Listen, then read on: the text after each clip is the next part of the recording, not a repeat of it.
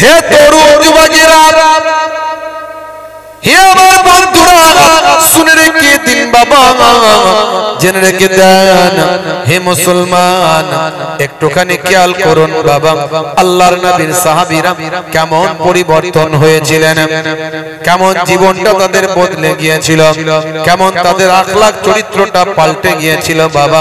ভাইরা আমার, দোস্ত আমার, তরুণ যুবকেরা আমার, মুরব্বিয়ানেরা আমার, আল্লাহর নবীর সাহাবী হযরত ওমর ফারুক রাদিয়াল্লাহু তাআলা আনহু, আপনাদের জানা আছে, মনে করিয়ে দিচ্ছি, যিনি পরবর্তীকালে খলিফা হয়েছিলেন হযরত ওমর ফারুক রাদিয়াল্লাহু তাআলা আনহু।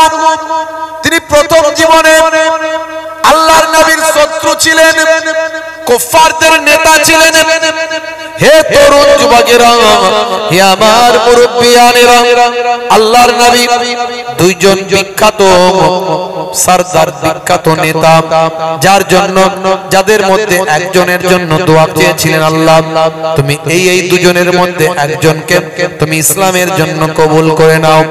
ভাইরা আমার, আমার আল্লাহ আল্লাহর নবীর দোয়াকে কবুল করে নিয়ে হযরতে ওমরকে ইসলামের জন্য কবুল ও মঞ্জুর করেছিলেন। হে তরুণ যুবকেরা, হে আমার বন্ধুরা, হে আমার মুরব্বিয়ানেরা, শুনে রেখে দিন বাবা, যিনি প্রথম জীবনে একজন মক্কার জমিনের বিখ্যাত কুফফারদের নেতা ছিলেন, দারুন নাদওয়া, মক্কার কুফফারদের আলোচনার ময়দান, আলোচনার গৃহ, পার্লামেন্ট, দারুন নাদওয়া বলা হয় পার্লামেন্ট। মক্কার কুফফাররা দারুন নাদওয়ায় ভাই আমার, তারা আলোচনা করে তাদের বাপ 14 পুরুষের ধর্ম মানুষ বিসর্জন দিয়ে আল্লাহর নবীকে নবী বলে মেনে নিচ্ছে, আল্লাহকে এক বলে মেনে নিচ্ছে। 360টা খোদা ছেড়ে দিয়ে মানুষ আল্লাহর নবীর দেওয়া এক খোদায় বিশ্বাস করছে। এর জন্য মক্কার কুফফারে কুরাইশদের আবু জাহিল, আবু লাহাব, আবু সুফিয়ান, উতবা, সাইবারা সব মিটিং করেছে। সেখানে হযরতে ওমর ফারুক আছে। এবারে আল্লাহর নবীকে আর সহ্য করা যাবে না, নবীকে পৃথিবীর জমিন থেকে ধূলিসাৎ করে দিতে হবে, নবীকে পৃথিবীর জমিন ছেড়ে পৃথিবীর জমিন থেকে বিদায় দিতে হবে, নবীকে হত্যা করতে হবে। কে পারবে নবীকে বিদায় করে দিতে? হযরতে ওমর ফারুক বললেন, আমি মুহাম্মদ সাল্লাল্লাহু আলাইহি ওয়াসাল্লাম, সকলে বলুন সাল্লাল্লাহু আলাইহি ওয়াসাল্লাম, আমি মুহাম্মদ সাল্লাল্লাহু আলাইহি ওয়াসাল্লামকে পৃথিবীর জমিন থেকে বিদায় করে দেব। উন্মুক্ত তরোয়াল নিয়ে আল্লাহর নবীর খোঁজে হযরতে ওমর ফারুক বেরিয়ে গেলেন। এই ওয়াজ আপনাদের শোনা, আমি মনে করাচ্ছি, এটা ওয়াজ করছি না, মনে করিয়ে দিচ্ছি। দেখুন কিভাবে পরিবর্তন। হে তরুণ যুবকেরা, হে আমার বন্ধুরা, সংক্ষেপে বলে দিই, ডিটেইলস ঘটনা আমি যাচ্ছি না। এমন সময় একজন জিজ্ঞাসা করলো, ওমর যাচ্ছ কোথায়? এত উত্তেজিত হয়ে, রাগান্বিত হয়ে যাচ্ছ কোথায়? হযরতে ওমর বলল, আমি মুহাম্মদ সাল্লাল্লাহু আলাইহি ওয়াসাল্লাম, সে নাকি নবী হয়েছে, আমাদের 360 খোদা আমরা মেনে চলি, আর সে নাকি এক খোদায় বিশ্বাসী। মানুষকে বলছে একটা খোদা মানতে হবে, 360টা খোদা নয়। আমি তাকে দুনিয়ার জমিন ছেড়ে বিদায় করতে যাচ্ছি। উন্মুক্ত তরোয়াল নিয়ে তলোয়ার ঘোরাতে ঘোরাতে যাচ্ছে। এমন সময় ওই ব্যক্তি বলল, ওমর যাও যাও, তোমার বোন বোনাই দেখো সেই নবীর শিষ্যত্ব গ্রহণ করে এক আল্লাহকে উপরে ঈমান এনেছে। যাও, তোমার বুকে রাখো আল্লাহরই ভয়, আসবে না কোনো দিন কোনো পরাজয়, আসবে না কোনো দিন কোনো পরাজয়। হারাম হালাল জেনে, সরল সত্য মেনে, নিষিদ্ধ সব ছেড়ে উঠুক জীবন বেড়ে যাবে তুমি জান্নাতে, যা ছিল স্বপ্ন তোমার। তোমার বুকে রাখো আল্লাহরই ভয়, আসবে না কোনো দিন কোনো পরাজয়। হবে না, জোরে হবে না। যাও তাড়াতাড়ি দেখো তুমি যে মুহাম্মদ সাল্লাল্লাহু আলাইহি ওয়াসাল্লাম যাকে তুমি হত্যা করতে চাও, তোমার বোন বোনাই তার হাতে হাত দিয়ে শিষ্যত্ব গ্রহণ করেছে। হযরতে ওমর ফারুক রাদিয়াল্লাহু তাআলা আনহু স্টাইরিং চেঞ্জ করলেন, ভাই আমার মোটিভটা পাল্টে নিলেন। বলে আগে আমার বোন বোনাইকে আগে বদলা নেব, দেখি তারা যে মুহাম্মদ সাল্লাল্লাহু আলাইহি ওয়াসাল্লামকে আমি হত্যা করতে যেতে চাই তারই তারা নাকি শিষ্য হয়েছে। আগে এদেরকে শেষ করব, পরে মুহাম্মদ সাল্লাল্লাহু আলাইহি ওয়াসাল্লামকে শেষ করব। হে তরুণ যুবকেরা, এই বলে বোন বোনাইয়ের ঘরে গেল। যখন বোন বোনাইয়ের ঘরে যাচ্ছে, ভাই আমার বোনের ঘরে বোনাইয়ের ঘরে যখন গেছে, দরজার বাইরে থেকে আল্লাহর কালামুল্লাহ পাক তেলাওয়াতের আওয়াজ পাওয়া যায়। জোরে হবে না, জোরে হবে না। হে তরুণ যুবকেরা, হযরত ওমর উন্মুক্ত তরোয়াল নিয়ে রাগান্বিত অবস্থায় ঘরের ভিতরে ঢুকলেন। ঢুকে গিয়ে বললেন, হে আমার বাগিন, হে আমার মোহনায়, বলো তোমরা নাকি মুহাম্মদুর রাসূলুল্লাহর শিষ্য হয়েছো, তোমরা নাকি এক আল্লাহকে মেনে নিয়েছো, তোমরা এখন কি তেলাওয়াত করছিলে, কি পাঠ করছিলে? সেই সময় তারা বলল, না না ভাই, শোনো শোনো শোনো শোনো, তুমি রাগান্বিত হয়ো না ভাই, তুমি যা শুনেছো ঠিক শুনেছো। মুহাম্মদুর রাসূলুল্লাহ আল্লাহর পয়গম্বর, তিনি আল্লাহর নবী, তিনি আমাদের সুন্দর কথা বলেছেন, তিনি যা বলেন বিশ্বাস করি আমরা, তিনি সৎ পথে আছেন। আজকে তুমি এভাবে অন্যায় পথে ধাবিত হচ্ছ। ভাই ওমর, তুমি একটুখানি অপেক্ষা করো। কোন কথা শুনলো না, বোনাইকে প্রচন্ড ভাবে মারধর করল, অবশেষে বোনকেও প্রচন্ড ভাবে মারধর করল। সেই সময় তারা বলল, আমাদের জীবন চলে যাবে, তবুও কিন্তু আমরা আল্লাহ এবং তার রাসূলকে আমরা ছাড়ব না। এ তরুণ যুবকেরা, অবশেষে হৃদয়টা বিগলিত হলো। তোমরা কি তেলাওয়াত করছিলে একটু শোনাও, একটু আমাকে সেই তেলাওয়াতটা দাও, ওই লেখাটা দাও।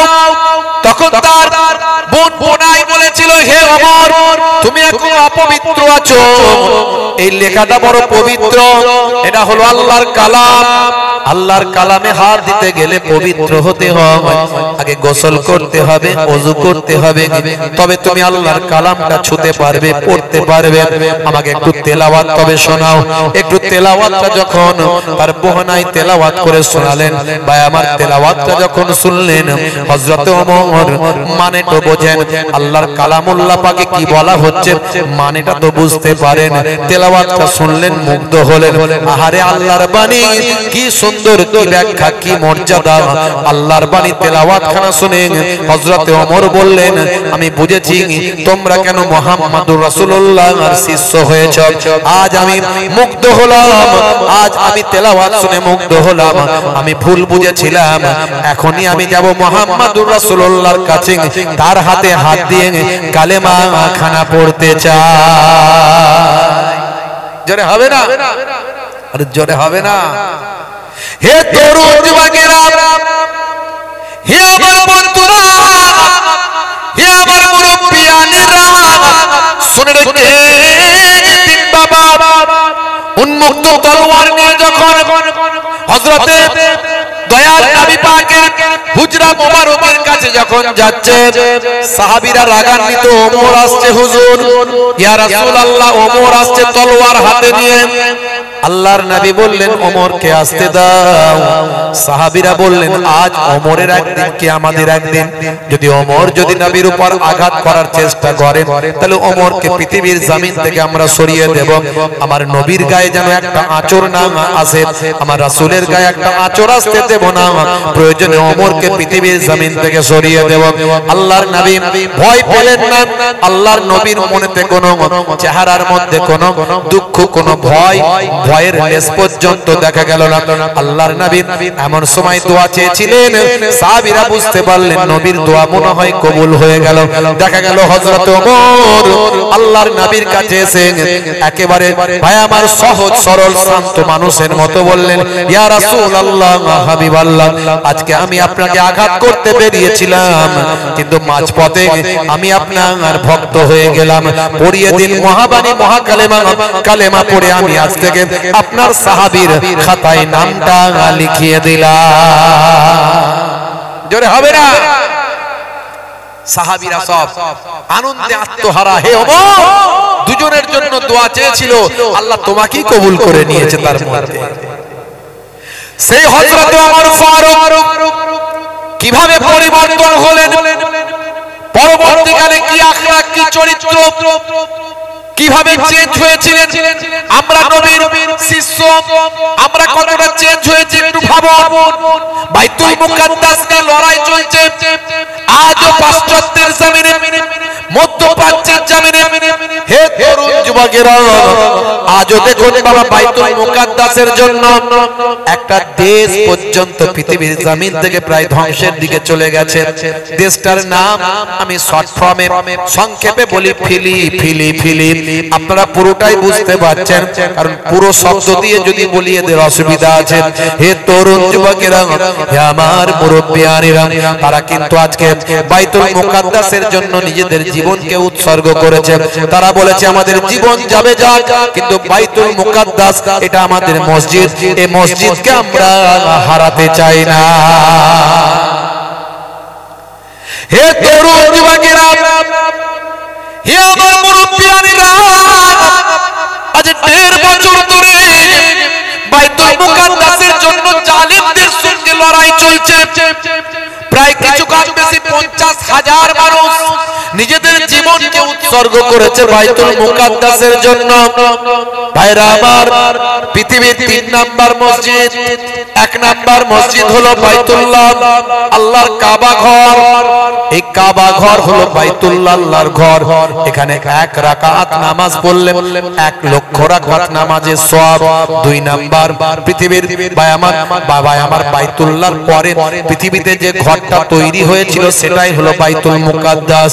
মনে রাখবেন, ফারিস্তারা বাইতুল মুকাদ্দাস প্রথম তৈরি করেছিলেন। পরবর্তীকালে হযরত নবী সুলাইমান আলাইহিস সালাম বাইতুল মুকাদ্দাস তৈরি করেছিলেন। কারণ বাইতুল্লাহ তৈরি হওয়ার পর কাবা ঘর তৈরি হওয়ার অল্প কিছুদিনের মধ্যে বাইতুল মুকাদ্দাস পৃথিবীর জমিনে তৈরি হয়েছিল। হে তরুণ যুবকেরা, হে আমার মুরব্বিয়ানেরা, তাই মর্যাদার দিক থেকে সবচেয়ে 1 নাম্বার হলো বাইতুল্লাহ কাবা ঘর। 1 রাকাত নামাজ পড়লে 1 লক্ষ রাকাত নামাজের সওয়াব। এরপরে মর্যাদার দিক থেকে আমার নবীর খাতিরে 2 নাম্বার স্থান লাভ করে মসজিদে নববী শরীফ। জোরে হবে না? আরে জোরে হবে না?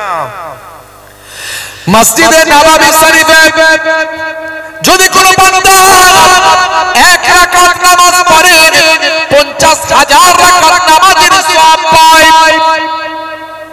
3 নাম্বার হলো বাইতুল মুকাদ্দাস। বাইতুল মুকাদ্দাস এখানে যদি বান্দা 1 রাকাত নামাজ পড়ে 25,000 রাকাত নামাজের সওয়াব পায়। হে তরুণ যুবকেরা, এই বাইতুল মুকাদ্দাস ভাই আমার আজ থেকে দ্বন্দ্ব নয়। বাইতুল মুকাদ্দাসে অসংখ্য নবী পয়গম্বরদের আগমন ঘটেছিল। হযরতে মা মারিয়াম আলাইহিস সালাম এই বাইতুল মুকাদ্দাসের চত্বরে ভাই আমার হুজরাতে থেকে তিনি সেখানে জীবন যাপন করেছিলেন। সারাটা জীবন বাইতুল মুকাদ্দাসের চত্বরে তিনি কাটিয়েছিলেন। বাইতুল মুকাদ্দাসের চত্বরে জীবন যাপন করেছিলেন।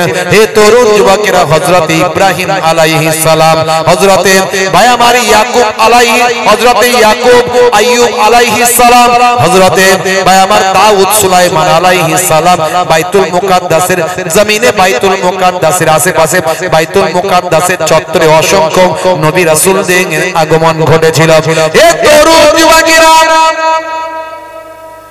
আমরা যে ইহুদি এবং নাসারা বলি, এগুলো ইব্রাহিম নবীর জামানার আগে কিছু ছিল না। ইসলাম প্রত্যেকটা নবীরা আল্লাহর কাছে দোয়া চেয়েছিলেন, হে আল্লাহ হালতে রাখো, আমাকে ইসলামের হালতে রাখো, আমাকে মুসলিমের হালতে রাখো। প্রত্যেকটা নবী পয়গম্বর মুসলমান ছিলেন, ভাই আমার ইসলাম ধর্ম মেনেছিলেন।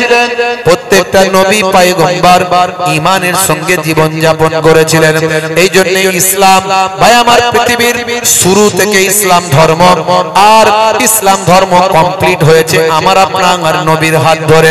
কেউ কেউ বলে ইসলাম ধর্ম নাকি সবচেয়ে শেষের, না না, জানে না, আমার নবীর হাত ধরে বিদায় হজের সময় ইসলাম ধর্ম কমপ্লিট ধর্মেতে পরিণত হয়েছে, কমপ্লিট রিলিজিয়াসে পরিণত হয়েছে, পরিপূর্ণতা লাভ করেছে। কিন্তু ইসলাম ধর্ম এসেছে বাবা আদম আলাইহিস সালাম থেকে। আজ থেকে ৭,০০০ বছর আগে পৃথিবীর বুকে যে মানুষটা প্রথম এসেছিলেন তিনি হলেন হযরতে আদম আলাইহিস সালাম। আমরা বলি আদম, ইয়াহুদ নাসারারা বলে আদম, আমরা বলি হাওয়া, তারা বলে ঈব, আমরা বলি ইব্রাহিম, তারা বলে আব্রাহাম, আমরা বলি দাউদ, তারা বলে ডেভিড, আমরা বলি সুলাইমান, তারা বলে সুলেমান, আমরা বলি মুসা, তারা বলে মোজেস, আমরা বলি ঈসা, তারা বলে যিশু, আমরা বলি মারিয়াম, তারা বলে মেরি, আমরা বলি ফেরাউন, তারা বলে ফারাও। খালি নামগুলো পাল্টে গেছে, ব্যক্তিগুলো এক। হে তরুণ যুবকেরা, কিন্তু ফারাও বা ফেরাউন এগুলো হলো উপাধি, যেমন রাজা, বাদশা, সুলতান এগুলো হলো উপাধি। হে তরুণ যুবকেরা, বহু পূর্বে থেকে ইয়াহুদ এবং নাসারা এবং ইসলামের আমার একটা পূর্ণ ভূমি হলো ওই বাইতুল মুকাদ্দাস। যেহেতু বনি ইসরাইল এসেছে হযরতে ইয়াকুব নবীর বংশধর থেকে, ইয়াকুব নবীর 11টা সন্তান। ভাই আমার, হে তরুণ যুবকেরা, হে আমার মুরব্বিয়ানেরা, শুনে রেখে দিন বাবা, জেনে রেখে দেন মুসলমান, একটুখানি খেয়াল করুন। হে জওয়ান যুবকেরা, হে আমার মুরব্বিয়ানেরা, ভাইরা আমার, তরুণ যুবকেরা আমার, ইয়াকুব নবীর এই সন্তানদের মধ্যে থেকে একটা সন্তানের নাম হলো ইয়াহুদা। ইয়াহুদা হযরতে ইউসুফ নবীকে তার ভাইদেরকে নিয়ে ভাই আমার কূপে ফেলে দিয়েছিল, কুয়াতে ফেলেছিল। এই যে ভাই আমার ইয়াকুব নবীর 12টা সন্তান বাবা, হে জওয়ান যুবকেরা, মুরব্বিয়ানেরা, দুই ভাই একদিকে, বাকিরা আর একদিকে। ভাই আমার বনিয়ামিন হযরতে ইউসুফ নবীর নিজের ভাই। হে জওয়ান যুবকেরা, ইয়াকুব নবীর সন্তান ইয়াহুদার বংশধররা, সেখান থেকে ইয়াহুদ হযরতে ঈসা নবীর জামানায় যারা ঈসা নবীকে মেরে ফেলতে চায়, ঈসা নবীকে অবৈধ মনে করে, বৃত্তিহীন মনে করে, আল্লাহর কুদরতি ক্ষমতায় মারিয়ামের গর্ভে আমার আল্লাহ কুদরতি ভাবে আমার আল্লাহ জন্ম দিলেন বিনা পিতার সন্তান হযরতে ঈসা রূহুল্লাহকে। আমার আল্লাহ পৃথিবীর মানুষকে শিক্ষা দেওয়ার জন্য ঈসা নবীর কোন পিতা দিলেন না, পিতাবিহীন সন্তান দিলেন। আমার আল্লাহ বুঝিয়ে দিতে চান পৃথিবীর মানুষকে, এই পৃথিবীর মানুষ দেখো, আমি আল্লাহ আমার ক্ষমতা, পিতা মাতা ছাড়া পৃথিবীর জমিনে মানুষ সৃষ্টি করেছি, তার নাম হলো হযরতে আদম আলাইহিস সালাম। আবার পিতা ছাড়া শুধু মায়ের মাধ্যমে সন্তান পৃথিবীর জমিনে দিয়েছি, তার নাম হলো হযরতে ঈসা রূহুল্লাহ। কিন্তু ইয়াহুদরা মানতে পারে না। হে তরুণ যুবকেরা, ইয়াহুদরা ইলজাম দিল, বদনাম দিল, ঈসা নবীকে মেরে ফেলতে চায়। ভাইরা আমার, ইয়াহুদরা তারা মুসা নবীকে মোজেস মনে করে মুসা নবীকে তারা মেনে চলে, তারা মেনে চলে তোরাহ, তাওরাতকে বলে তোরাহ, ইনজিলকে ভাই আমার ঈসা নবীর কাছে যে ইনজিল সেটা তারা মানে না, তারা তাওরাতকে তোরা বলে মানে। হে তরুণ যুবকেরা, হে আমার মুরব্বিয়ানেরা, তাই ইহুদরা হযরত ঈসা নবীকে মেরে ফেলতে চায়। আর ঈসা নবীকে যারা বাঁচাতে চায়, ঈসা নবীর যারা শিষ্য ছিল তারা হলো নাসারা, বর্তমানে তারা হলো নাসারা। তাই তারা দেখবেন তাদের মাঝখানে ওই যে ক্রুশ বিদ্ধ করা ভাই আমার একটা মানুষের ছবি দেখা যায়, সেটাকে তারা ভাই আমার যিশু বলে, আর আমরা বলি ঈসা। আসলে ঈসা নবী মারা যাননি। ঈসা নবীকে যখন মারার চেষ্টা করা হয়েছিল তখন যে সবচেয়ে বেশি শত্রুতা করেছিল তাকে আল্লাহ ঈসা নবীর চেহারা দিয়েছিল। সেই চেহারা দেখে তারা নিজেদের লোককে মেরে ফেলেছিল ভাই আমার। আসলে ঈসা নবীকে আল্লাহ আকাশে তুলে নিয়েছিলেন। ঈসা নবী আমার নবীর জীবন জিন্দেগির কথা জানতে পেরে আমার নবীর ক্ষেত্রে বলেছিলেন, কোরআন মাজিদ খুলে দেখো না, আমার নবীর সুসংবাদ দিয়েছিলেন ঈসা নবী মুবাশশিরাম বিরাসূলিন, একজন রাসূলের সুসংবাদ দিলেন ঈসা নবী। তার শিষ্যদের বললেন, শোনো আমার পরে একজন নবী আসবেন, আমার পরে একজন নবী আসবেন, ইয়াতি মিন বাদ ইসমুহু আহমদ, আমার পরে একজন প্রফেট আসবেন যার নাম হবে আহমদ। আল্লাহর নবীর নামখানা শুনে, আল্লাহর নবীর মর্যাদা সম্মানের কথা শুনে, আখিরি জামানার পয়গম্বরের ইজ্জতের কথা শুনে হযরত ঈসা রূহুল্লাহ বলেছিলেন, আমার আল্লাহ, আহারে আমি যদি নবী না হয়ে আখিরি জামানার পয়গম্বরের উম্মত হয়ে যেতাম, ইয়া লাইতানি কুনতু মিন উম্মতে মুহাম্মাদিন, হায় হায় হায় কত না ভালো হতো। আমার আপনার নবীর উম্মত হিসাবে আখিরি জামানায় হযরত ঈসা রূহুল্লাহর আগমন ঘটবে।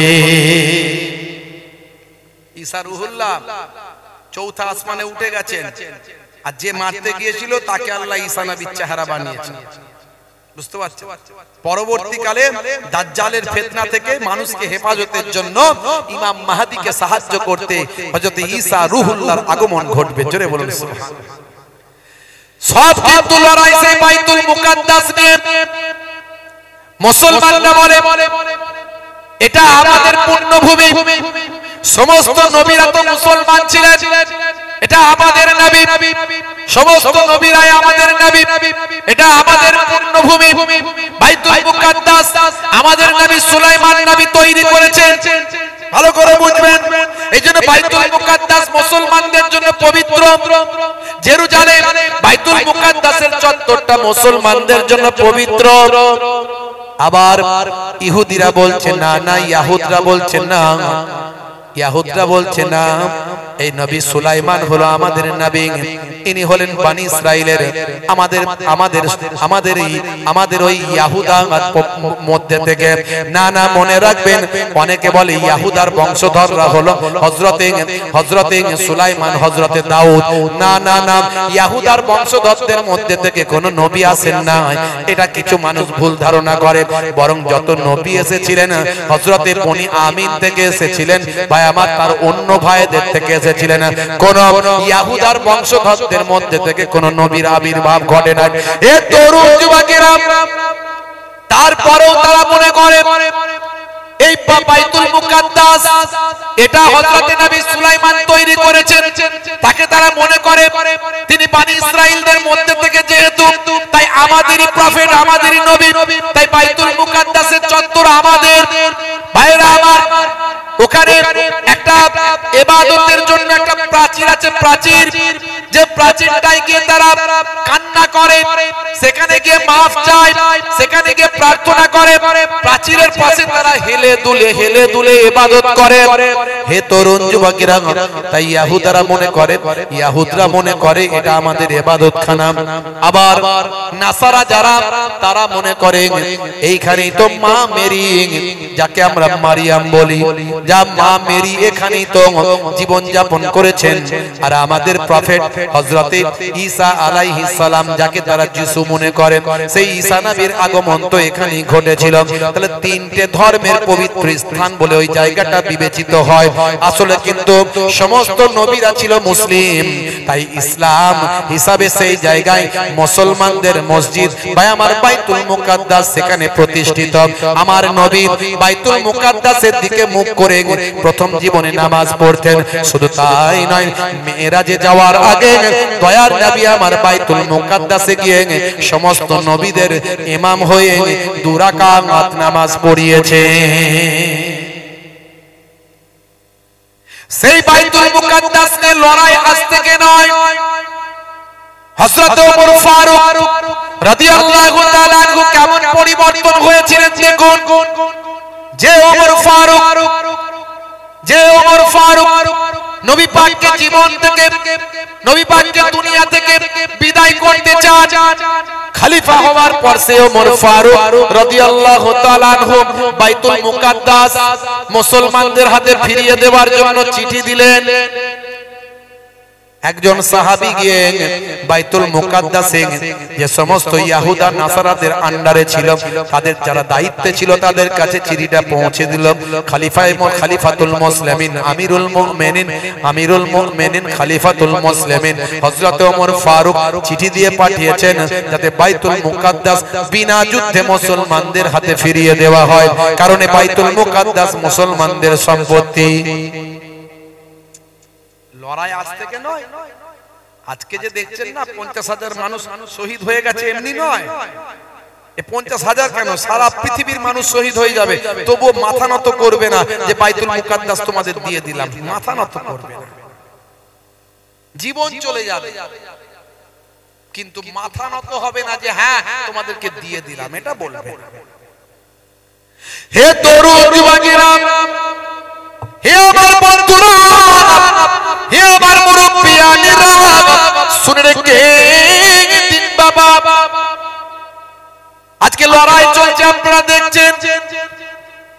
মুরব্বিয়ানেরা, বাপেরা আমার, বন্ধুরা আমার, বাইতুল মুকাদ্দাসে যখন মুসলমানেরা নামাজ পড়তে যায়, তখনই ভাই আমার ওই জালেম ইলিদের ভাই আমার সৈন্যরা তাদের উপর জুলুম করে, নামাজ ঠিক মতো পড়তে দেয় না। এত কষ্ট, এত জুলুম, এত অত্যাচার সহ্য করেও নামাজ পড়া তারা বন্ধ করে না। কতজন নামাজ পড়তে গিয়ে মারা গেছে, কতজনের উপর বোমা চালানো হয়েছে, গুলি করা হয়েছে, কত অত্যাচার করা হয়েছে, তবু তারা নামাজ ছাড়ে না। প্রত্যেক দিন, প্রত্যেক ঈদের দিন, প্রত্যেক জুম্মার দিন বাইতুল মুকাদ্দাস চত্বরে ভাই আমার ওই দূর থেকে ভাই আমার মুসলমানেরা সেখানে গিয়ে নামাজে হাজির হয়ে যায়। অশ্রু চোখে লিখেছি আমি, চোখে আসে না ঘুম, মসজিদে আকসায় চলছে বমে বারুদের ধুম। অশ্রু চোখে লিখেছি আমি, চোখে আসে না ঘুম, মসজিদে আকসায় চলছে বমে বারুদের ধুম। উড়ছে বিমান, পড়ছে বোমা গাজারই বুকে, মরছে নারী, মরছে শিশু, মরছে বোমায় ঢুকে। মানবতা নাই রে আজি, নাই রে সেখানেতে, মানবতা নাই রে আজি, নাই রে সেখানেতে। বন্ধুরা আমার, তরুণ যুবকেরা আমার, হে মুসলমান, হযরত ওমর ফারুক লোক পাঠালেন, যাও বাইতুল মুকাদ্দাস যেন ফিরিয়ে দেয়। এমন সময় ওই সমস্ত লিডারেরা বলল, ঠিক আছে, চিঠি তো পেলাম, কিন্তু এত সহজে ফিরিয়ে দিতে পারি না। তোমাদের খলিফাকে আমাদের কাছে দেখা করতে বলো, তোমাদের খলিফার সঙ্গে বোঝাপড়া করব। কেন তিনি আমাদের কাছ থেকে বাইতুল মুকাদ্দাস ফিরে পেতে চান?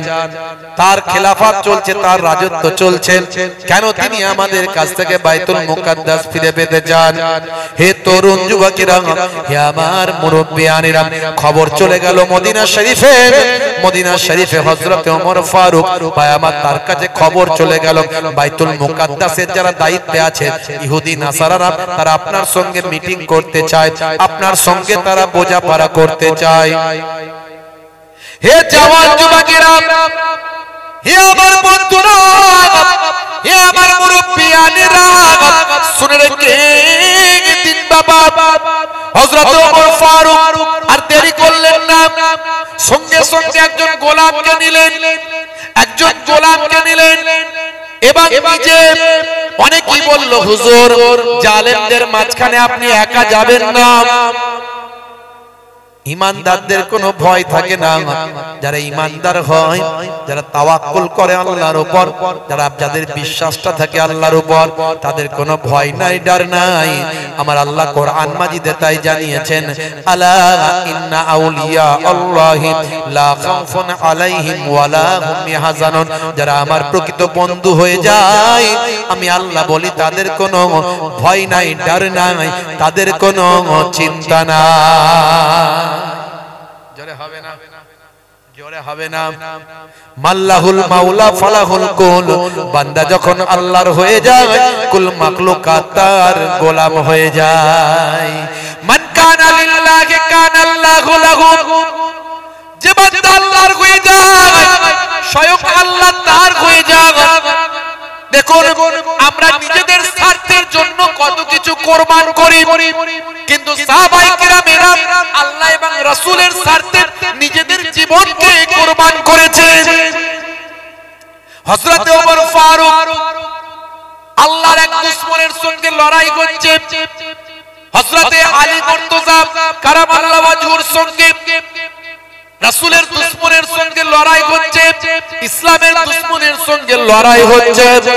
এমন সময় হযরত আলী মুর্তজা যাকে শেরে খোদা বলা হতো, আসাদুল্লাহ বলা হতো, আল্লাহর বাঘ যাকে বলা হতো, সিংহ বলা হতো, শের বলা হতো, বাবা আল্লাহ তাকে এত ক্ষমতা দিয়েছিল, হযরত আলী মুর্তজার ক্ষমতার কাছে কেউ পেরে উঠতো না।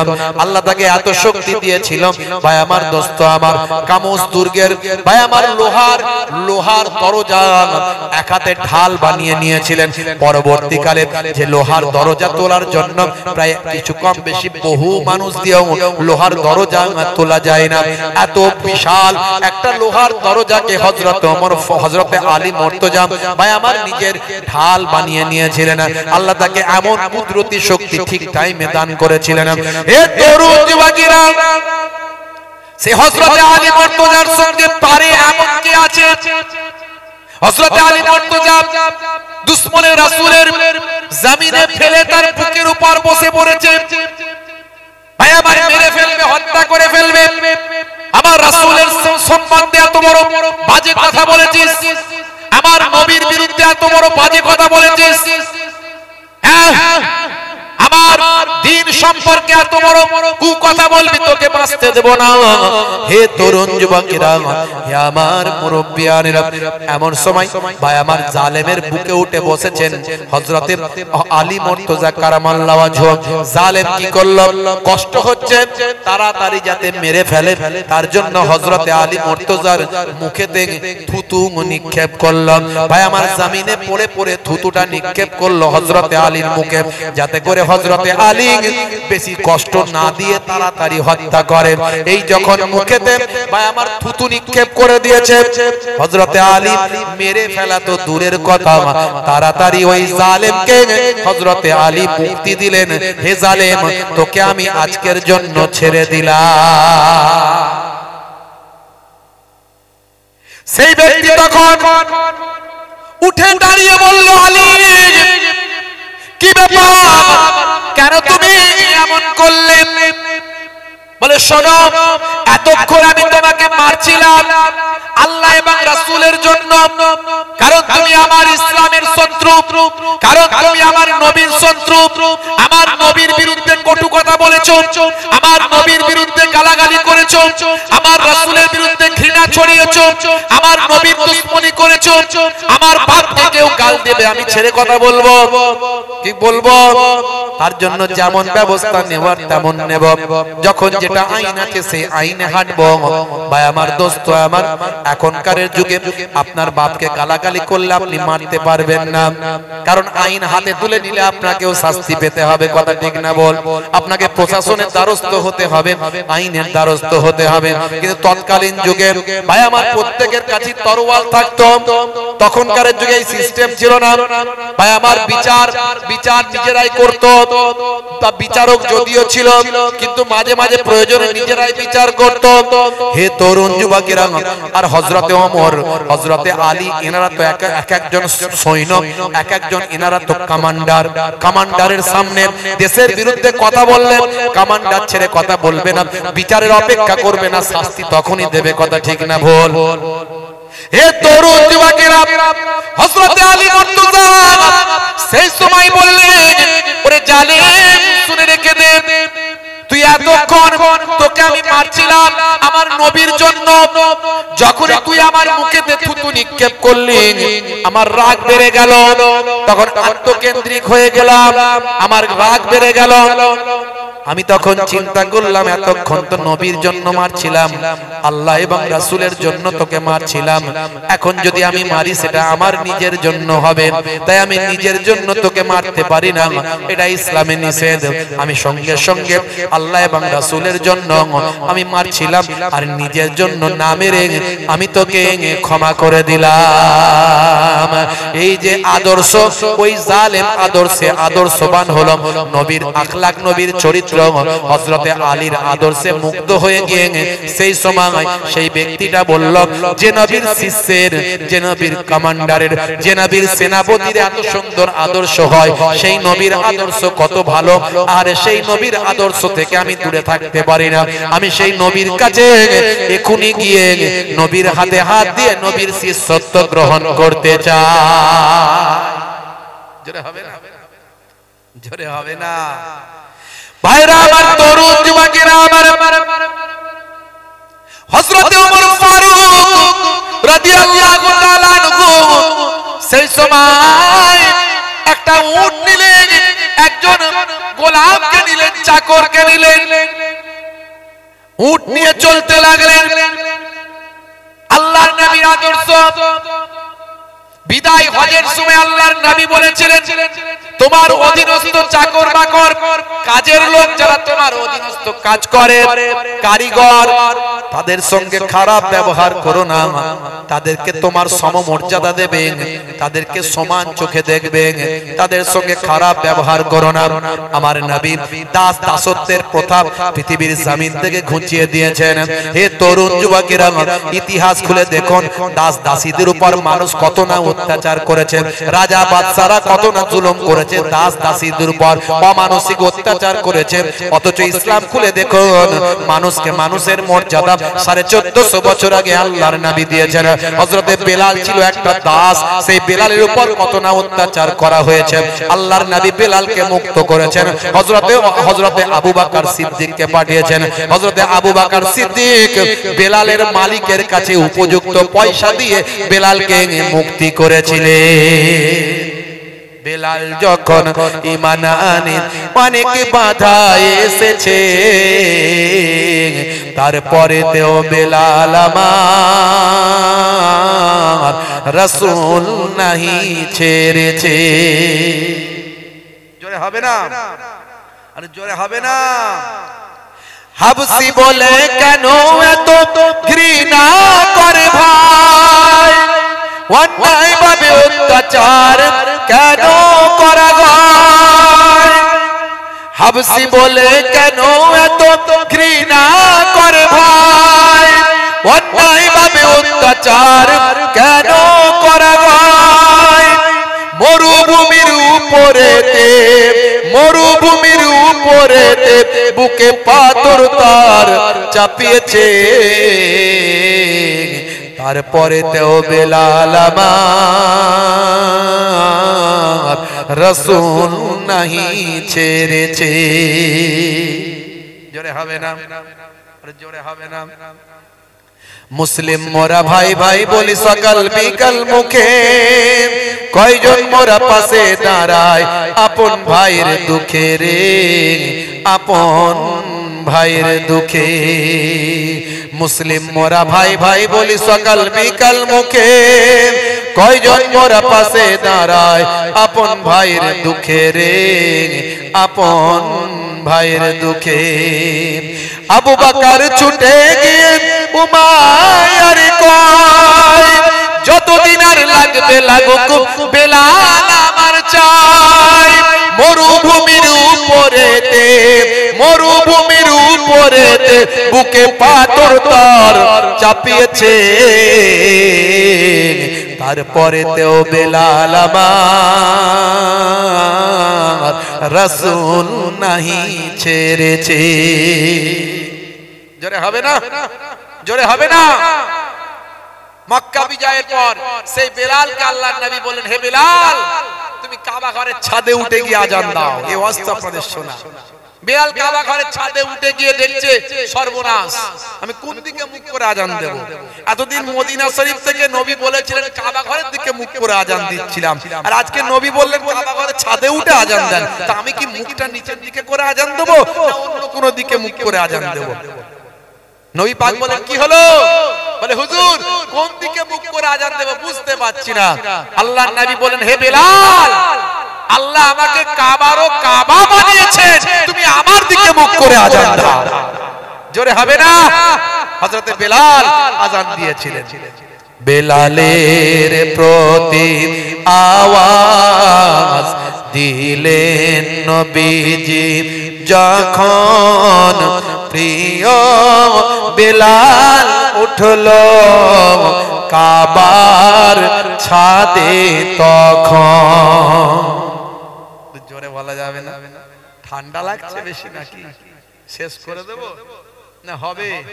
এই কারা কারা চান না হাত তুলে দেখান তো দেখি। এই সিরিয়াস শুনছে সব, কেউ তো হাত তোলেনি মাশাআল্লাহ। আচ্ছা এবার বলেন তো দেখি কারা কারা চান একটু কম্বল থেকে হাতটা বের করে দেখা। ওরে বাবা মাশাআল্লাহ, সবাই বের করেছে মাশাআল্লাহ। ঠান্ডাতে কত জড়সড়, তারপর হাত বের করছে। বেলালের প্রতি আওয়াজ দিলেন নবীজি যখন, প্রিয় বেলাল উঠলো কাবার ছাদে তখন। হযরত বেলাল, হযরত বেলাল উঠে জানান কোন মুখে দেব আজান, কোন মুখে দেব আজান। নবীজি তখন বলছেন, হে বেলাল আমার দিকে মুখ করে আজান দাও। নবীজি বলেন, বেলাল আল্লাহ দিয়েছেন মোর সম্মান, করেছেন কাবার কাবা, দাও এদিকে ফিরে আজান। জোরে হবে না? জোরে হবে না? নবীজি বলেন, বেলাল আল্লাহ দিয়েছেন মোর সম্মান, করেছেন কাবার কাবা, দাও এদিকে ফিরে আজান। ভাইরা আমার, তরুণ যুবকেরা আমার, ইসলামের দাস দাসীদের কি মর্যাদা দেওয়া হয়েছে, হযরতে বেলাল তার জ্বলন্ত উদাহরণ। হে তরুণ যুবকেরা, হে আমার মুরব্বিয়ানেরা, ইসলামে যা কিছু বলা হয়েছে সব বিজ্ঞান সম্মত, বাস্তব সম্মত। কেসিয়াস ছিলেন কালো, সাদা চামড়ার মানুষেরা ঘৃণা করত, অথচ বিশ্ব হেভিওয়েট 3 বার চ্যাম্পিয়ন। মনে বড় দুঃখ ছিল, আমি কৃষ্ণাঙ্গ বলে শ্বেতাঙ্গরা আমাকে ঘৃণা করে। যেদিন নবীর জীবনী জানতে পারলেন, আল্লাহর নবী 1450 বছর আগে কালো আর সাদা চামড়ার পার্থক্য পৃথিবী থেকে ঘুচিয়ে দিয়েছেন, সেই দিনে কেসিয়াস গেলেন আল্লাহর নবীর শিষ্যত্ব গ্রহণ করে মুহাম্মদ আলী নাম নিয়ে সারা পৃথিবীর জমিনে ইসলামকে পৌঁছে দিলে।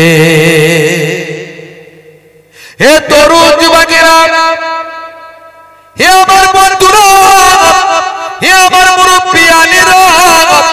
নবী আমার কেমন দিন শিখিয়েছিলেন, কি দয়া কি মায়া।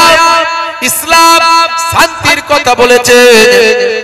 ISLAM Islam, I for IS for suit, L for love, A for one, M for mankind, I should love all mankind। আমার উচিত সারা পৃথিবীর মানুষকে ভালোবাসা, সারা পৃথিবীর মানুষকে মহাব্বত করা, এটা হলো আমার উচিত। হে তরুণ যুবকেরা, ইসলাম সুন্দর করে মানুষের কাছে পৌঁছে দিয়েছেন। হে জওয়ান যুবকেরা, দয়ার নবী সুন্দর করে মানুষের কাছে সে আদর্শ পৌঁছে দিয়েছেন। হে মুসলমান, अंधे को रास्ता दिखाने का नाम है इस्लाम, प्यासे को पानी पिलाने का नाम है इस्लाम, अमानत का नाम है इस्लाम, भूखे को खाना खिलाने का नाम है इस्लाम, अंधे को रास्ता दिखाने का नाम है इस्लाम, अमानत का नाम है इस्लाम, इबादत का नाम है इस्लाम और मोहब्बत का नाम है इस्लाम। इस्लाम शांतिर कथा बोले, इस्लाम भातृत्वेर कथा बोले। नबी आमार जा शिखिয়েছেন সবের মধ্যে বিজ্ঞান আর বাস্তবতা পাওয়া যায়। আল্লাহর নবী ডান দিকে কাত হয়ে ঘুমানোর কথা বলেছেন। আজকের যুগে বাস্তবসম্মত এবং বিজ্ঞানসম্মত। আল্লাহর নবী চেটে বুঝে খাবার খাওয়ার কথা বলেছেন। আজকের যুগে বিজ্ঞানসম্মত বাস্তবসম্মত। আল্লাহর নবী হে তরুণ যুবকেরা, হে আমার মুরব্বিয়ানি, নবী আমার বলেছেন যখন ঘুমাবে তখন ঘরের লাইটটা বন্ধ করে দিয়ে ঘুমাও। আজকের স্বাস্থ্য বিশেষজ্ঞরা ভাই আমার প্রমাণ করেছে, ভাই আমার রাত্রে ঘুমানোর পরে 2 ঘন্টা পর দরজা যদি বন্ধ থাকে, লাইট যদি বন্ধ থাকে, মাথার এক পাশ থেকে একটা ভাই আমার হরমোন নিঃসৃত হয়, যে হরমোনটা আপনার আমার ব্রেনকে সুস্থ রাখতে কাজে লাগে। আমাদের দুঃখ, আমাদের ভাবনা, আমাদের চেতনা, আমাদের মহাব্বত, আমাদের ভালোবাসা, আমাদের ভায়া মাঙার সমস্ত রকম যে আবেগ দুঃখ কষ্ট দুঃখ বেদনা, এই সব কিছুকে কন্ট্রোল করে আমাদের ব্রেন। এই ব্রেনের কন্ট্রোলের জন্য এই হরমোনটার প্রয়োজন, আর এই হরমোনটা পর্যাপ্ত পরিমাণে ব্রেনে নিঃসৃত হওয়ার জন্য ভাই আমার অন্ধকার হওয়া প্রয়োজন। আজকের স্বাস্থ্য বিশেষজ্ঞরা সে কথা বলছেন। 1450 বছর আগে দয়ার নবী বললেন যখন তোমরা ঘুমাবে অবশ্যই লাইটটা বন্ধ করে তোমরা ঘুমিয়ে যাও। জোরে হবে না, আর জোরে হবে না। তাহলে যেটা আমার নবী বলেছেন সব বিজ্ঞানসম্মত বাস্তবসম্মত। পৃথিবীর বড় বড় অথার পণ্ডিতদের আজকে অবাক হয়ে যায়, ভাইরা আমার নবী কি আদর্শ দেখিয়েছেন, নবী কি ব্যবহার দেখিয়েছেন। তাই গুগলে গিয়ে আপনি সার্চ করবেন who is the greatest person in the world, Google আপনাকে আনসার দেবে greatest person in the world of prophet মুহাম্মদুর রাসূলুল্লাহ সাল্লাল্লাহু আলাইহি ওয়াসাল্লাম। জোরে বলুন সুবহানাল্লাহ। জোরে হবে না ভাইরা আমার, তরুণ যুবকেরা আমার, মুরব্বিয়ানেরা আমার, দয়ার নবী বলছেন মাঝে মাঝে ঘরটা নিজে হাতে ঝাড়ু দেবে। ইয়াকুনু ফি মাহনাতে আহলিহি ওয়া ইয়াকুমুল বাইতা। নবী আমার ঘরটা মাঝে মাঝে নিজে হাতে ঝাড়ু দিতেন। মাঝে মাঝে নবী আমার স্ত্রীর সঙ্গে ছোট ছোট কাজগুলো করতেন। আচ্ছা, স্ত্রীর সঙ্গে ছোট ছোট কাজগুলো যদি আপনি করেন, মাঝে মাঝে ঘরটা ঝাড়ু দেন, তো আপনার প্রেম বাড়বে না কমবে আমাকে একটু বলেন। স্বামী স্ত্রীর প্রেম বাড়বে না কমবে? একটু হ্যাঁ হু দেন বাবা মা, বাড়বে তো? হ্যাঁ, ওরে বাপ রে বাপ, এমন বাড়বে যে স্ত্রী স্বামীকে ছাড়া থাকতে পারবে না, আর স্বামী স্ত্রীকে ছাড়া থাকতে পারবে না। এমনই মহাব্বত আল্লাহ তাদের দেবেন, বুড়ো বুড়ি হয়ে যাবে কিন্তু প্রেম কমবে না। আর এখন দেখুন ইয়ং ছেলেদের মধ্যে প্রেম নাই। কেন?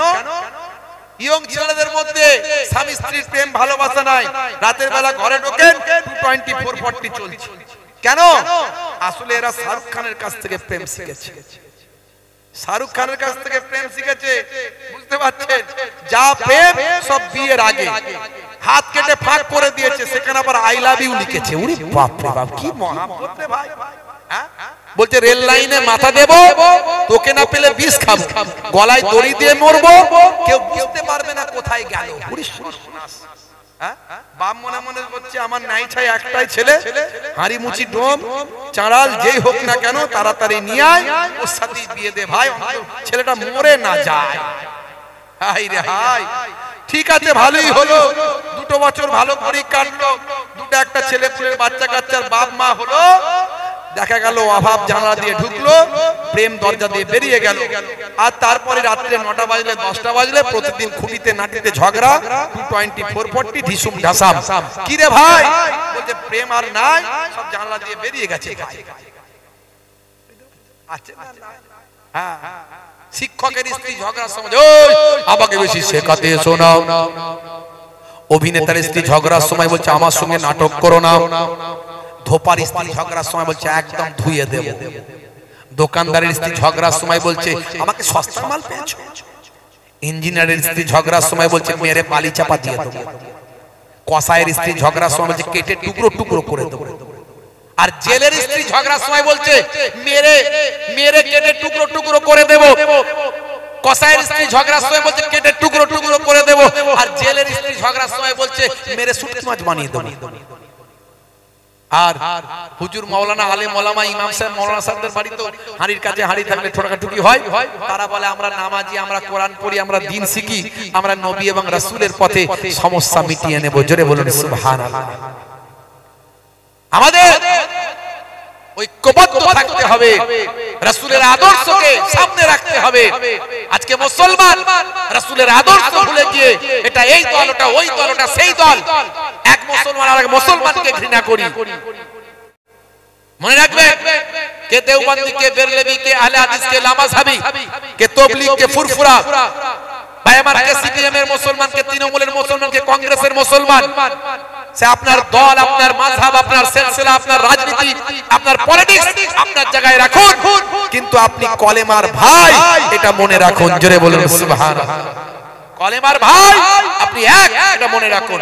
শুধু মুসলমান মুসলমানের ভাই এটা নয়, মুসলমান মুসলমানের তো কলেমার ভাই অবশ্যই। একজন কলেমার ভাই যদি কোথাও আঘাত পায়, শরীরের একটা অংশ আঘাত পেলে যেমন সারা শরীর অনুভব হয়, তেমন আপনার ভাই বিপদে পড়লে সারা শরীরটা, আপনার সারা বিশ্বের মুসলমান কষ্ট পায়। আজকে ফিলিস্তিনের ভাই আমার, ওইখানে আপনার লেবাদের ফিলিদের আজকে যে সমস্ত মানুষদেরকে, ইমানদারদেরকে শহীদ করা হচ্ছে, আমরা কিছু করতে পারি না, কিন্তু আমাদের কষ্ট হয়। তেমন পাশাপাশি অমুসলিমরাও যদি বিপদে পড়ে তুমি তার পাশে দাঁড়াও, এটা ইসলামের নির্দেশ। যেমন কলেমার সম্পর্কে একে অপরের ভাই, তেমন রক্তের সম্পর্কে ইসলাম কত বৃহৎ, কত তার ইসলামের মহানুভবতা, ইসলামের কত ব্রডনেস, কত ব্যাপকতা, আপনি অবাক হয়ে যাবেন। তাই পৃথিবীর আজকে মনীষীরা, কথার পণ্ডিতের আজকে ইসলামের ভক্ত হচ্ছে, নবীর ভক্ত। ইসলাম বলছে শুধু কলেমার সম্পর্কে মুসলমান একে অপরের ভাই এটা শুধু নয়, মুসলমান তো একে অপরের ভাই অবশ্যই, কিন্তু রক্তের সম্পর্কে সারা পৃথিবীর মানুষ একে অপরের ভাই। জোরে হবে না? কি আদর্শ দেখিয়েছে ইসলাম। বন্ধুরা আমার, তরুণ যুবকেরা আমার, দেওয়ালে পিঠ থেকে গেছে বাপ, আর দ্বন্দ্ব করবেন না, আর মারপিট করবেন না। দেখছেন না আমাদের ওয়াকফ বিল নিয়ে টানাটানি করছে, আমাদের মুসলিম পার্সোনাল ল নিয়ে টানাটানি করছে, আমাদের ইসলাম নিয়ে টানাটানি করছে। হে মুসলমান, আর নিজেদের মধ্যে দ্বন্দ্ব করবেন না। আপনার সিলসিলা, মাযহাব, দল মত সব বুকে রাখুন। মানুষকে ভালোবাসুন, মুসলমানকে ভালোবাসুন, হিন্দুকে ভালোবাসুন, খ্রিস্টান, জৈন, বৌদ্ধকে ভালোবাসুন, সারা পৃথিবীর মানুষকে ভালোবাসুন। নবীর আদর্শকে মানুষের কাছে ছড়িয়ে দিন। সারা বিশ্বকে নবীর আদর্শ দিয়ে যেমন পূর্বের মানুষরা জয় করেছেন, সাহাবারা জয় করেছেন, তেমন নবীর আদর্শ দিয়ে জয় করতে হবে। ঘৃণাকে ঘৃণা দিয়ে নয়, ঘৃণাকে ঘৃণা দিয়ে নয়, ঘৃণাকে ভালোবাসা দিয়ে জয় করা যায়। জোরে বলুন সুবহানাল্লাহ। আমাদের প্রভু এক নবীর উম্মত, জীবন বিধান এক, ওই শ্রীবাণী কোরআন। আমাদের প্রভু এক নবীর উম্মত, জীবন বিধান এক, ওই শ্রীবাণী কোরআন। তবে কেন এক হে মুসলমান, এক করিয়া আহ্বান। তবে কেন এক হে মুসলমান, এক করিয়া আহ্বান। জোরে হবে না, জোরে হবে না। আমাদের প্রভু এক নবীর উম্মত, জীবন বিধান এক ওই শ্রীবাণী কোরআন। আমাদের প্রভু এক নবীর উম্মত, জীবন বিধান এক ওই শ্রীবাণী কোরআন। বাইতুল্লাহ মদিনা শরীফ এক ওহুদ পাহাড় এক বদরের মাঠ। জোরে হবে না। আল্লাহ এক, আল্লাহ কজন? এক। কাবা কটা? কোরআন আমাদের আখিরি জামানার নবী সব এক। বাইতুল্লাহ এক, মদিনা শরীফ এক, ওহুদ পাহাড় এক, বদরের মাঠ এক। একটা তো জীবন আর মরণ তো একটাই, একটা তো জীবন আর মরণ তো একটাই। সকলের তরে আছে একই স্থান, তবে কেন এক নও হে মুসলমান? এক করিয়া আহ্বান, তবে কেন এক নও হে মুসলমান? এক করিয়া আহ্বান। আমাদের প্রভু এক নবীর উম্মত, জীবন বিধান এক ওই শ্রীবাণী কোরআন। আমাদের প্রভু এক নবীর উম্মত, জীবন বিধান এক ওই শ্রীবাণী কোরআন। জোরে হবে না, জোরে হবে না। বাইতুল্লাহ এক, মদিনা শরীফ এক, কাবা ঘর এক, আমাদের নবী এক। জোরে হবে না, জোরে হবে না। বাইতুল্লাহ এক, ওহুদ পাহাড় এক, মদিনা শরীফ এক। তবে কেন এক নও, তবে কেন এক নও হে মুসলমান? এক করিয়া আহ্বান, তবে কেন এক নও হে মুসলমান? এক করিয়া আহ্বান। আল্লাহুম্মা সাল্লি আলা ওয়ালা আলি সাইয়্যিদিনা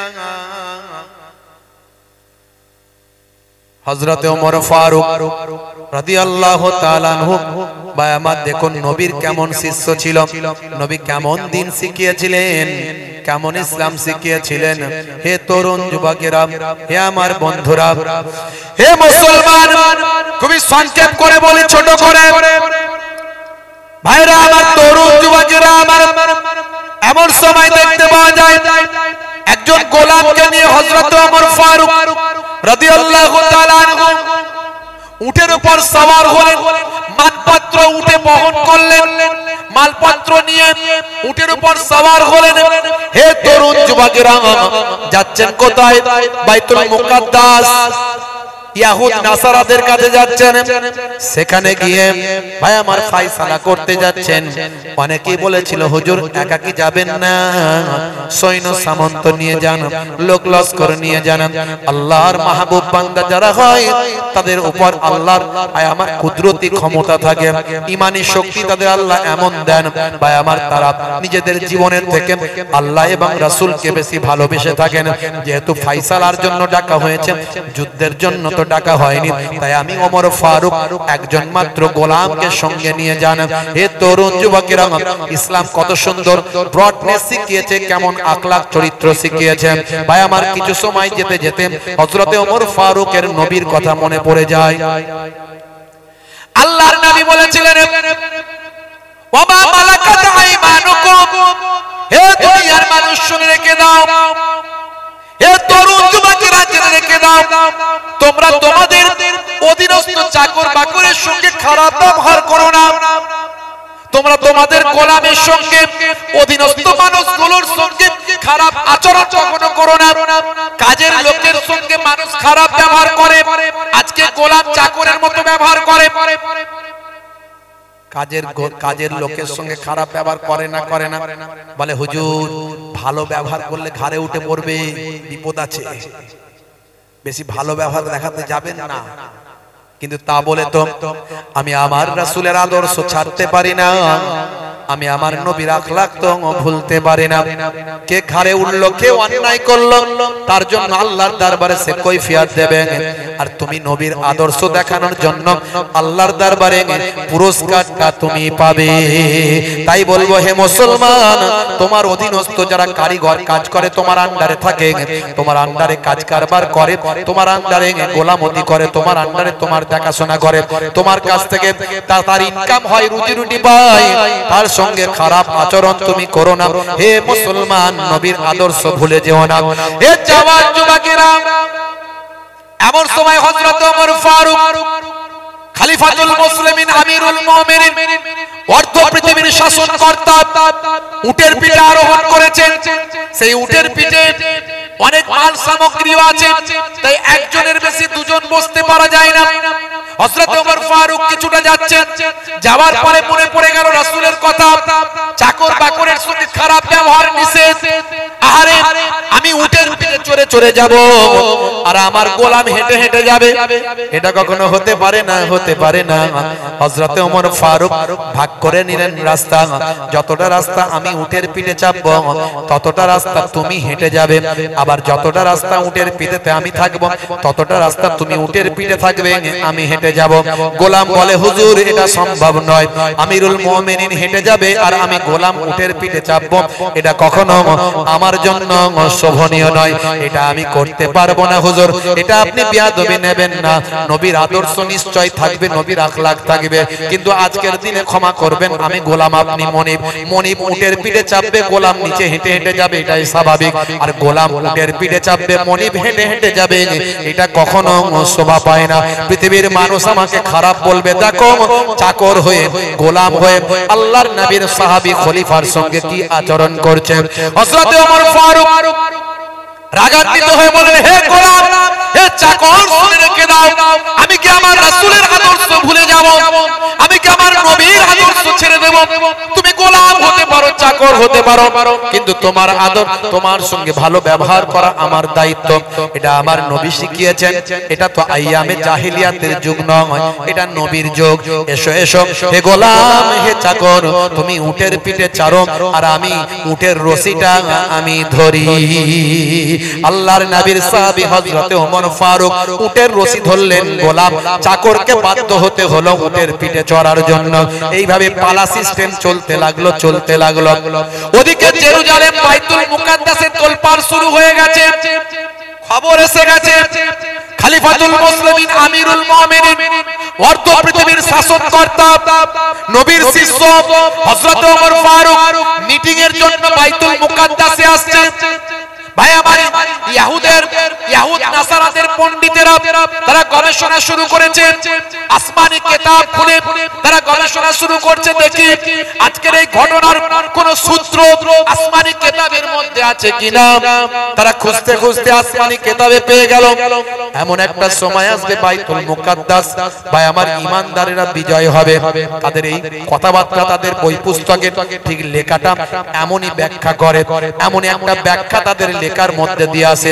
এমন একটা সময় আসবে বাইতুল মুকাদ্দাস, ভাই আমার, ঈমানদারদের আল্লাহ বিশ্বাসীদের হাতে চলে যাবে, বিজয়টা হবে তাদের, তাদের বিজয় হবে। ভাই আমার, বিনা যুদ্ধে বাইতুল মুকাদ্দাস তারা জয় করবে। এই যখন দেখতে পাবে তাদের প্রতিনিধি যখন বাইতুল মুকাদ্দাসে ঢুকবে, তার গোলাম সাওয়ারি থাকবে, আর গোলামকে টেনে নিয়ে রশির দড়ি হাতে নিয়ে ভাই আমার তাদের প্রতিনিধি মাটিতে হেঁটে হেঁটে আসবে। এই ঘটনা ভাই আমার আসমান আসমানি কিতাবগুলোর ইঙ্গিতে পাওয়া যায়। এটা তারা গবেষণা করে পণ্ডিতরা বের করে ফেলে। বাইতুল মুকাদ্দাসের গবেষকরা, ভাই আমার আসমানি কিতাবে পণ্ডিতরা, ভাই আমার ইহুদ আর নাসারাদের বড় বড় বিজ্ঞ পণ্ডিতরা গবেষণা করে বের করে।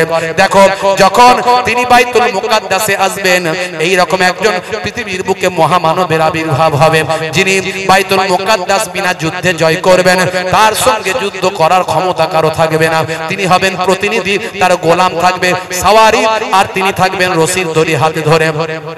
শুধু তাই নয়, যখন তিনি বাইতুল মুকাদ্দাসের সামনে আসবেন, একটা হাতে থাকবে তার জুতো, জুতো ফিতে কেটে যাবে, জুতোর খড়ক খুলে যাবে, ভাই আমার জুতোটা ছিঁড়ে যাবে। এক হাতে থাকবে তার চপ্পল জুতো, আর এক হাতে থাকবে রশির দড়ি। আসমানি কিতাবের ব্যাখ্যাতে এটা পাওয়া যায়। তারা অবাক হয়ে গেল, দেখো দেখো এরকম কোন ঘটনা ঘটতে যাচ্ছে কিনা। তারা এটা পেল, অধীর আগ্রহে তাকিয়ে রইল। বাইতুল মুকাদ্দাসে মিটিং করতে আসছেন মুসলমানদের নবীর সৈন্য, মুসলমানদের নবীর সেনাপতি কমান্ডার, ইসলামের খলিফা আসছেন বাইতুল মুকাদ্দাসে।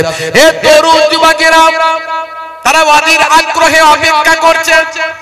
ঠিক সময়ে বাইতুল মুকাদ্দাসের মেন ফলকে প্রধান গেটের সামনে ইহুদ আর নাসারাদের পণ্ডিতেরা দাঁড়িয়ে আছে। হে জওয়ান যুবকেরা, মুসলমানদের খলিফা গোলামকে সঙ্গে নিয়ে উটের পিঠে আরোহণ করে চলছেন। পালা সিস্টেম, পালা সিস্টেম। এরকম পালা করতে করতে করতে করতে বাইতুল মুকাদ্দাসে ঢোকার ঠিক শেষ সময়ে পালা পড়েছে। ভাই আমার গোলাম উটের পিঠে চাপবে, আর মনিব হযরতে খলিফা হযরতে ওমর ফারুক রশির দড়িটা ধরে টানবে। জোরে হবে না? জোরে হবে না? গোলাম বলছে, হুজুর এতক্ষণ যা হয়েছে হয়েছে, মাফ করবেন, আর নয়, আর নয়। অন্তত শেষ ফিনিশিংটা আপনি, অন্তত আপনি উটের পিঠে বসুন আর আমি রশিটা ধরি, অন্তত সম্মানটা বাঁচাই ইসলামের। এটা তো ইসলামের সম্মান না, শুধু খলিফার সম্মান না, ইসলামের সম্মান, আমার নবীর সম্মান। বলে দেখো মুসলমানদের খলিফা আসছে, দেখো, হ্যাঁ তার গোলাম উঠে পিঠে বসে আছে আর খলিফা রশিদ দড়ি ধরে টানছে। আমার ইসলামের বদনাম হয়ে যাবে। হুজুর এটা করতে দেবেন না, হাতে ধরি, আপনার পায়ে ধরি, জোর হাত করি, যেভাবে বলার আর জাস্ট আমি কথার ভঙ্গিমায় বলছি। এটা মানে অনুনয় বিনয় করতে লাগলেন। হযরত ওমর ফারুক রেগে গেলেন। আমি আহমকদের কথায় কি নবীর সুন্নত, নবীর তরিকা ছেড়ে দেব? হিসাব বরাবর, হিসাব হবে বরাবর। কোন রকম জাররা জাররা পরিমাণ হিসাব আল্লাহ করবেন। ফামাই ইয়ামাল মিসকালা যাররাতিন খায়রান ইয়ারা ওয়া মান ইয়ামাল মিসকালা যাররাতিন শাররান ইয়ারা। না না না, হে গোলাম, তোমার পালা পড়েছে, তুমি উটের পিঠেতে চেপে যাও আর আমি উটের রশিটা ধরি। নিরুপায় হয়ে গোলাম উটের পিঠে চাপলেন। হযরতে ওমর ফারুক রশির দড়িটা টানলেন। টানতে টানতে ভাই আমার উট ধরে চলতে লাগলেন। ঠিক বাইতুল মুকাদ্দাসের কাছাকাছি যাবেন, হযরতে ওমর ফারুক রাদিয়াল্লাহু তাআলা আনহুর জুতোটা গেল ছিঁড়ে। হে তরুণ যুবকেরা, আল্লাহর মহিমা বড় বোঝা দেয়, আল্লাহর করুণা, আল্লাহর দয়া, আল্লাহর মহিমা বড় বোঝা দেয়। ওয়া মাকারু ওয়া মাকারাল্লাহু আল্লাহু খায়রুল মাকিরিন। জোরে হবে না? হে তরুণ যুবকেরা, হে আমার বন্ধুরা, হযরত ওমর ফারুক একটা হাতে নিলেন জুতো আর একটা হাতে উটের রশি। আর বাইতুল মুকাদ্দাসের মেন ফলকের প্রধান গেটে বিজ্ঞ বিজ্ঞ আসমানি কিতাবে পণ্ডিতেরা দেখছে, হাই রে হাই, কে আসছে ওটা, খলিফা কোনটা, গোলাম কোনটা, দেখো তো। এই মাত্র গবেষণা করে এসেছি, এখনি গবেষণা করে এসেছি। হে তরুণ যুবকেরা, খলিফা যদি উটের পিঠে থাকে তাহলে বিনা লড়াই আমরা বাইতুল মুকাদ্দাস ছাড়বো না। আর খলিফা যদি উটের রশি ধরে আর জুতোটা যদি ধরে নিয়ে আসে, তাহলে আসমানি কিতাবের সঙ্গে মিলে যায়, যার সঙ্গে যুদ্ধ করেও জিততে পারবো না, তাহলে বিনা যুদ্ধে তার জয় হবে, আর কোনো উপায় থাকবে না। হে তরুণ যুবকেরা, তারা গবেষণা করে জানতে পারলো, না না, আসমানি কিতাবে যা পড়েছি ওটাই ঠিক। গোলাম উটের পিঠেতে চড়ে আছে আর মুসলমানদের খলিফা, মুসলমানদের অর্ধ পৃথিবীর শাসনকর্তা হযরতে ওমর ফারুক হাতে রশির দড়ি ধরেছেন আর এক হাতে জুতোটা ধরেছেন।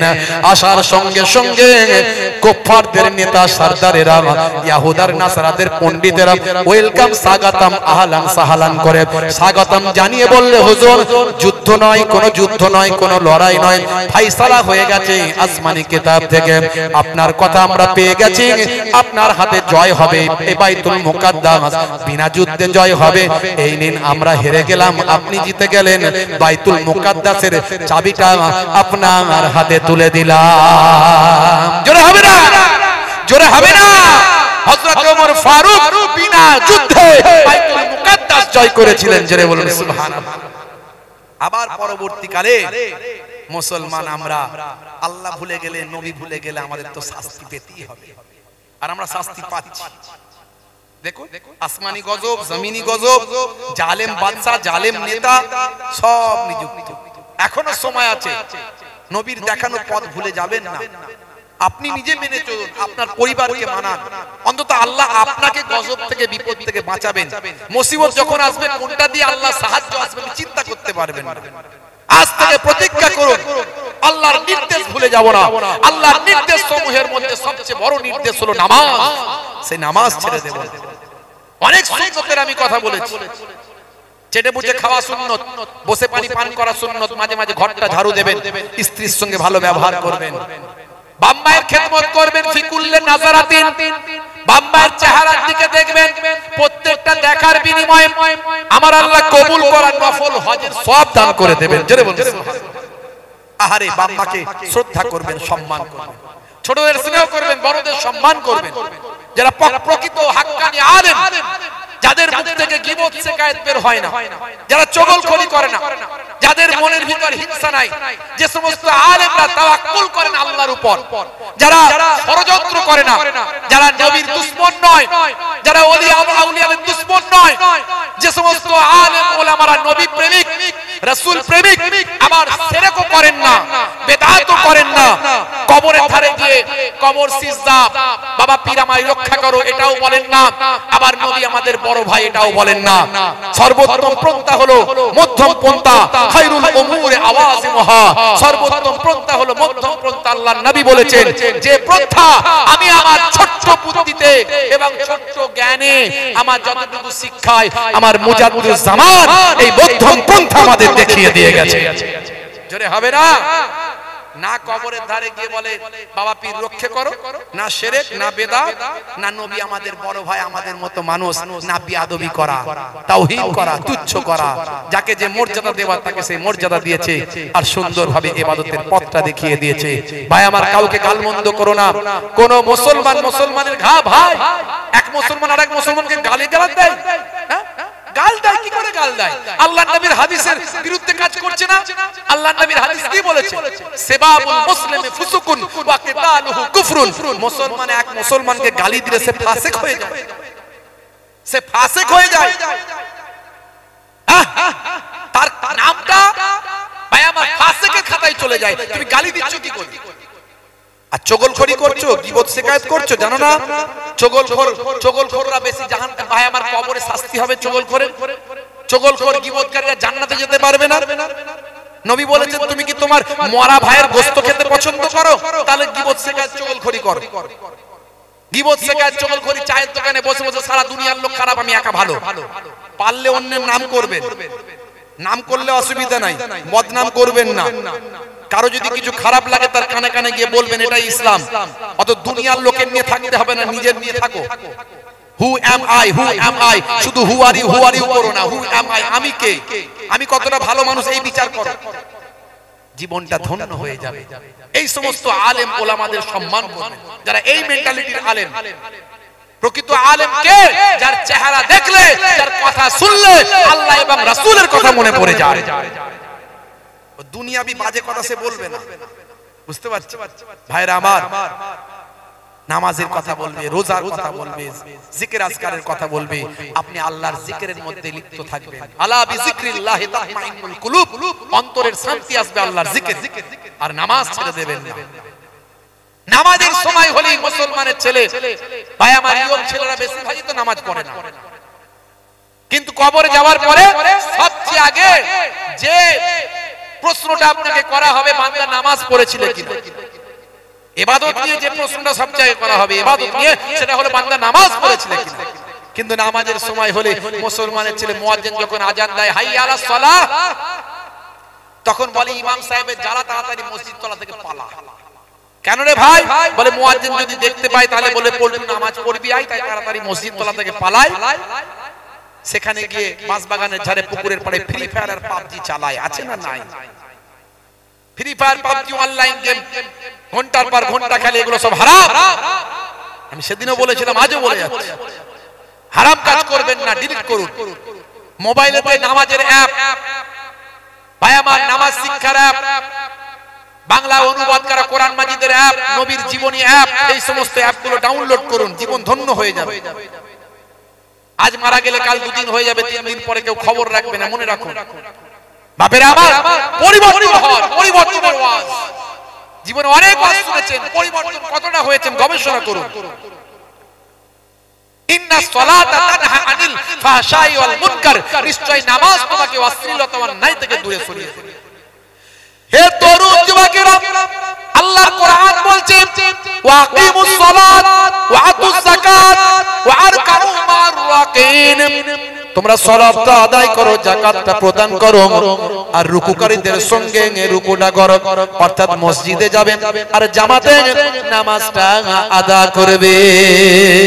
যদি তুমি এইভাবে নামাজটা পড়ো, হে দুনিয়ার মানুষ শুনে রেখে দাও, তোমার কাজ কারবারে সাকসেস হচ্ছে না, নামাজের পাটিতে তুমি এসে বলো মসজিদে সিজদায় গিয়ে আমাকে জানাও। শিক্ষায় সাকসেস পেতে চাও মসজিদে জানাও, কাজ কারবারে সাকসেস পেতে চাও মসজিদে জানাও, তুমি বিপদ আপদ মুসিবত আছে দূর করতে চাও মসজিদে জানাও। ওয়াস্তাইনু বিসসাবরি ওয়াস সালাহ, বান্দা তোরা আমার কাছে সাহায্য প্রার্থনা কর ধৈর্য এবং নামাজের মাধ্যমে। কিন্তু দুর্ভাগ্য, মুসলমানের ছেলে আজানের আওয়াজ শুনলেই মসজিদ তলা থেকে পালিয়ে যায়, বলে ইমাম সাহেব দেখতে পেলে বলবে নামাজ পড়বি আয়।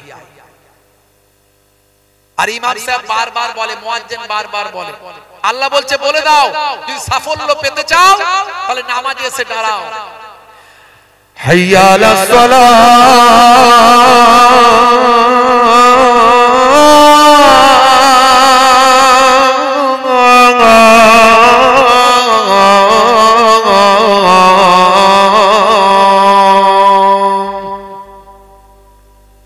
মুয়াজ্জিন বারবার বলছে দিনে 10 বার, এসো নামাজের দিকে এসো, নামাজের দিকে এসো, নামাজের দিকে এসো। মুয়াজ্জিন কার কথা বলছে? আল্লাহর কথা।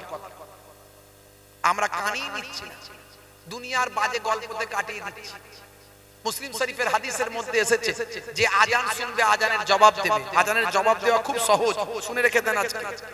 আজানে যা মুয়াজ্জিন বলবে আপনি শুনে শুনে তাই বলবেন, খালি 2 জায়গায় পার্থক্য আছে। কোথায়? যা বলবে তাই বলবেন মনে মনে, খালি 2 জায়গায় তফাৎ। হাইয়া আলাস সালাহ যখন বলবে আপনি বলবেন লা হাওলা ওয়ালা কুওয়াতা ইল্লা বিল্লাহ। হাইয়া আলাল ফালাহ যখন বলবে তখন বলবেন লা হাওলা ওয়ালা কুওয়াতা ইল্লা বিল্লাহ। বাকি যা বলবে আজান আপনি তাই বলবেন। মুসলিম শরীফের হাদিসের মধ্যে এসেছে যে বান্দা আজানের জবাব দেবে রাসূল বলেন ফা দাখালাল জান্নাহ, আল্লাহ তাকে জান্নাতি করে দেবে। জোরে হবে না? মুয়াজ্জিন আজান দিচ্ছে এসো নামাজের দিকে এসো, নামাজের দিকে এসো। এলে কি হবে? আল্লাহ বলছেন বলে দাও ওদের সফলতা আসবে, সফলতা আসবে, ওরা সাকসেস হবে। মুয়াজ্জিন আবার বলছে হাইয়া আলাল ফালাহ,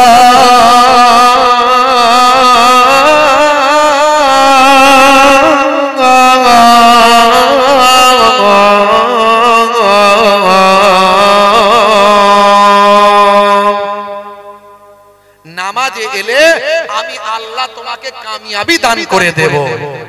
জোরে হবে না?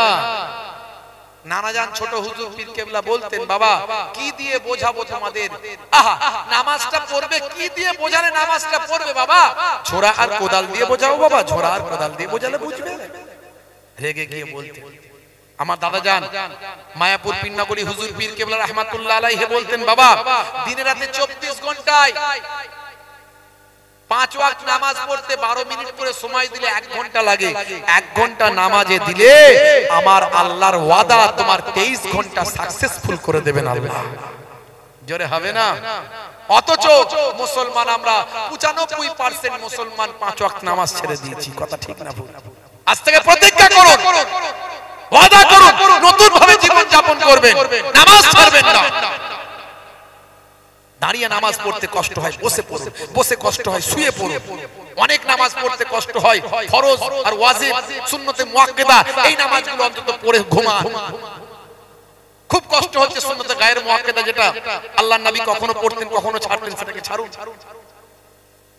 কিন্তু নামাজ ছাড়বেন না বাপ, যতই কষ্ট হোক শুয়ে শুয়েও নামাজ পড়তে হবে। যারা অসুস্থ হয়ে গেছে, ভাই আমার কোনো জ্ঞান নাই, তাদের জন্য মাসালার কিতাবে এসেছে, ভাই আমার তাদের যে কটা ওয়াক্তের নামাজ কাজা হয়েছে তার জন্য কাফারা দিতে হবে। বুঝতে পারছেন? নামাজের মাসালায় ছাড়